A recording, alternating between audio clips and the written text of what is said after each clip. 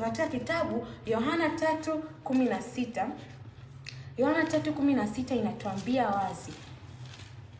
Yohana 3:16 inasema, kwa maana jinsi hii Mungu aliupenda ulimwengu hata akamtoa mwanawe wa pekee, ili kila mtu amwaminie asipotee, bali awe na uzima wa milele. Kwa maana jinsi hii Mungu alipenda ulimwengu. Ulimwengu ni nani?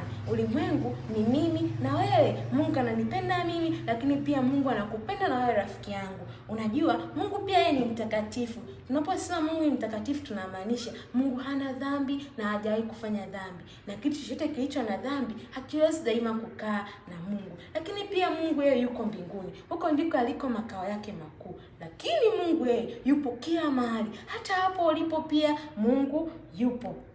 Na Biblia inatuambia kitu ambacho rafiki huyu alikifanya. Luka 5:25 inasema hivi, mara hiyo akasimama mbele yao, akajitwika kile alichokilalia, akaenda zake nyumbani kwake huku akimtukuza Mungu. Yule mtu akaweza kuinuka, akaenda nyumbani huku akimtukuza Mungu. Bila shaka hata marafiki zake wale wanne waliompeleka kwa Yesu waliweza kumfurahia pamoja naye. Kila rafiki yangu ambaye uko mahali hapa, Yesu ameweza kukuokoa katika dhambi zako. Unajua njia pekee ambayo itakufanya uweze kuokolewa katika dhambi zako ni njia ya kumwamini Bwana Yesu.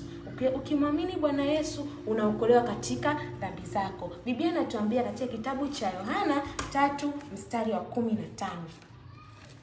Yohana 3:15 inasema hivi, ili kila mtu aaminie awe na uzima milele katika yeye. Ili kila mtu aaminie awe na uzima milele katika yeye. Ili kila mtu aaminie ni nani? Kuamini ni kufanya mambo matatu. Cha kwanza, ukubali kwamba wewe ni mwenye dhambi na kutubu. Cha pili, ukubali kwamba ni Yesu pekee anaweza kusamehe dhambi zako. Na cha tatu ni kumwomba Mungu akusaidie uweze kuishi maisha yanayompendeza. Unapofanya haya mambo matatu, unakuwa umemwamini Bwana Yesu ili uwe na uzima wa milele. Uzima wa milele ni kama msamaha au ondoleo la dhambi. Rafiki ambaye uko mahali hapa na bado hujamfanya Bwana Yesu kuwa mwokozi wa maisha yako, unaweza kumwamini leo ili aweze kukupa msamaha wa dhambi, yaani uzima wa milele. Rafiki yangu ambaye bado hujampokea Bwana Yesu, utaungana nami katika sala hii ili uweze kumpokea Bwana Yesu, ili uweze kumwamini yeye na uweze kuwa na uzima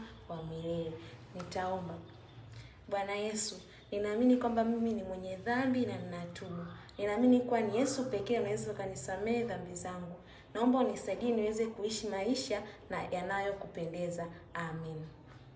Kwa rafiki yangu ambaye umeungana nami katika sala hii, inamaanisha wewe tayari umemwamini Bwana Yesu, yaani tayari una uzima wa milele, ambayo ikimaanisha una ondoleo la dhambi. Sasa naenda kumalizia na wimbo wetu hivi. Oh, sikiliza sasa upendo wa Mungu. Oh, kuishi ndani ya upendo wa